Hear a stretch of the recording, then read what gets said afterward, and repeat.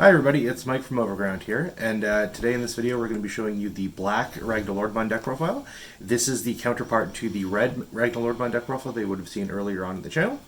So just a quick note here, a quick disclaimer, again, just similar to the red deck, any ratio or how this deck is built is not to be taken as gospel or anything. We're still kind of fooling around with everything as we learn the deck and learn the combos and learn the archetypes. So this is just kind of built as a baseline for us to get a feel for it and to get a feel for playing the game as well, so as we're just learning to play the game completely within all amongst us in the team. So with that in mind, we're going to go right into the deck profile. So we're going to start off with our babies. So we got 2 Kapurimon and 3 Kakenmon. So, these seem to be the best babies in general, just because both of them kind of serve a purpose depending on how you want to build up your lines. So the Kakenmon, if you can ride it all the way up to a Ragnaloardmon, when attacking you can always get +1 memory, which allows you to do more plays. And the Kapurimon, if your Digimon has Reboot, you can get additional +1000. So Ragnaloardmon by default always has Reboot, and it's the only Digimon in this deck that does. So that's why we're playing less copies of it, but if you can ride this up to a Ragnaloardmon instead, it's going to come into play with 15,000. So that's the reason why we play these babies. So on to the rookies. So the main one that we play is for Ludomon. Ludomon is the black equivalent to Zubamon in the red deck, and what they both share the exact same effect, whereas when it comes into play, you have to play it, not Digivolve. You reveal the top 5 cards of your deck, and you add 1 Ragnaloardmon and 1 Legend Arms Digimon card from your among that what was revealed into your hand. This is really good because it can speed up your engine. It can also get you combo pieces a lot faster. So other than that, the only other rookies we play are... Oops. So we're playing 4 Toyagumon. So I misspoke earlier because Toyagumon can actually give another one of your Digimon Reboot as well. So when you put that on, when you evolve from something Toyagumon onto something else with Kapurimon, you can also give it the 1000 boost. Gatsumon, it's a rookie blocker. We just play 3 copies of it because it can get a little cloggy sometimes. However, getting a blocker into play early is also really good, especially since this game can take a bit of time to get the gas going because compared to the red deck is a lot more aggro. You'll see as we reveal more cards that the deck is a bit more of a control variant. So on top of that, the remaining rookies that we play are the 3 Agurumon. Agurumon's just a cheap 2 cost, so you can drop it while trying to choke out your opponent's memory. So that's it for the rookies. So now we're going to go into the champion. So again, the on-theme rookie is Ludomon. And then we got 4 Numamon and 4 of the security Gururumon. So Ludomon, compared to the Zuba Igromon counterpart in the red deck, Zuba Igromon gave the inherited ability that it had security attack +1. Ludomon, by comparison, is when it attacks, you actually de-digivolve one of your opponent's Digimon. So this goes into that aggro versus control aspect, whereas in the red deck, you're aiming to end the game as quick as possible. This version attempts to keep the tempo up with your opponent and get rid of their higher Digimon by destroying them through the de-digivolution mechanic, rather. 4 Numamon because you've got a 1-cost champion.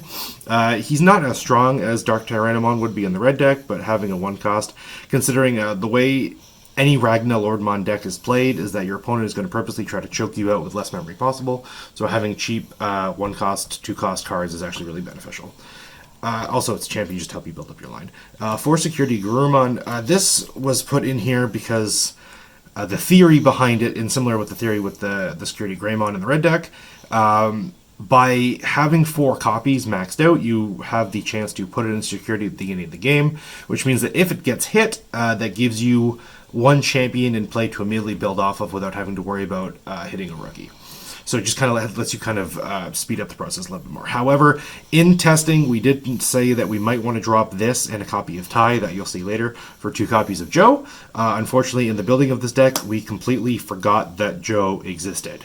So we are so sorry. We have not been reliable enough to him, and we will consider him next time. So on to the ultimates. So again, the on-theme Legend Arms is Ragnaloardmon. We've got 4 Andromon, and that is it. That rounds up our ultimate line. Ragnaloardmon, you can get it hit off your Ludamon earlier in the game, so you can get it to your hand ASAP. This shares the exact same inheritable skill as the Tialudomon, which means that when it attacks, it de-digivolves one. So if you can actually stack one on top of the other by attacking with one Ragnaloardmon, because the requirement is the Digimon has to be level 7, you can de-digivolve 2 of your opponent's Digimon or de-digivolve the same one twice. Andromon is a ultimate blocker, which is really cool, because if you can set that up in combination with the Toyagumon to give him reboot, you can actually attack with him, and then you don't have to worry about losing the 2 memory like you do with most blockers, and then on your opponent's active phase, you can make him active again to prepare to block. So he's kind of like offensive and defensive as well, depending on how you want to build him. Oh, and we have a kitty. Hello, Tigger. Alright. So, now, we're going to go into our megas. So, we have... Oh, I thought we had 3 high Andromon. I guess we only have 2. So, that's obviously going to change in the future. And 3 Ragnaloardmon, if I'm saying that correctly. If not, I apologize. So, this should have matched the same ratios as the red deck, so there should have been 3 of the 2-cost Mega and 3 of the Mega as well. So that's another change that we're going to have to do down the road. I would recommend playing this at 3, but in the meantime, we're going to showcase it at 2 for the time being. Similar to the red deck, you want to turbo into Ragnaloardmon as much as possible, so you want to have as many low-cost evolutions in the deck. Generally, you want to use the Ragnaloardmon to... You don't want to evolve into it, you want to use it as a way to make your Ragnaloardmon free. So you want to use this in your hand to put underneath the Ragnaloardmon to get the +3 memory. So again, high Andromon, I would recommend playing at a higher number. I just completely miscounted when we built this deck. So yeah, this is your 2-cost Mega. That's to pave the way to your Ragnaloardmon. So that's it for the Megas, which goes into our Ultras, which the only one we play is the 4 Ragnaloardmon. So, Ragnaloardmon normally it would cost 3 to evolve. However, due to its own effect, if you have Bewildermon or you have Durandamon in your hand, you can put them underneath, and it'll give you +3 memory, basically allowing it to evolve for free. And then with this variant of the deck, you can put him underneath and you can actually turn him into a blocker. He already has reboot natively, so again, similar to the Andromon trick, you can attack with him, do security attack +1, and then when it's your opponent's turn, he becomes active again, and now you get a 14,000 blocker.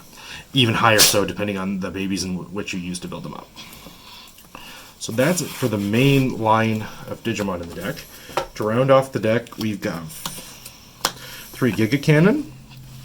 Black doesn't have a lot of removal cards, per se. So what Giga Cannon brings to the deck is that it's a 6-cost, which is a little bit lower than Terra Force, but it also is a good security card, so that way if you do hit it, you can de-digivolve 4 one of your opponent's Digimon. So if they have built up to a Mega, you can just bring it right down to a Rookie. And anything else as well. So, that's it for the options, and then finally, the Tamer lineup is 4 Tai. Originally, when we created this deck, we played 4 of it because we wanted to turbo into the plus memory ability that gets you to the 3 guaranteed. It also is something you can put into your security, so if your opponent does want to go aggro really quickly in the beginning of the game, you can get that +3 memory very good. It also gives all your black Digimon +1,000 during your turn, so when you're playing the blocker strategy, that actually helps increase your the DP that your blockers have in order to keep you alive and stop your opposing threats. So again, we'd probably cut 1 Tai and the 1 Garurumon for 2 Joe, and then I would also recommend cutting 1 of the Ragnaloardmons for a 3rd copy of High Andromon. The reason I say cut this one specifically is because you can still search it off of Ludamon. So by having 3 copies in the deck and you're revealing the top 5, the odds of you hitting one of them is actually still pretty consistent. Alright, so that is the black Ragnaloardmon deck profile. I hope you guys enjoyed watching this. I hope you've learned something a little bit today too, and you take something away from our deck profiles as you do with every other deck profile that we do. So look forward to more deck profiles on the channel. Look forward to the matches between the red and the black deck going face to face. And thanks for watching. We'll see you guys next time.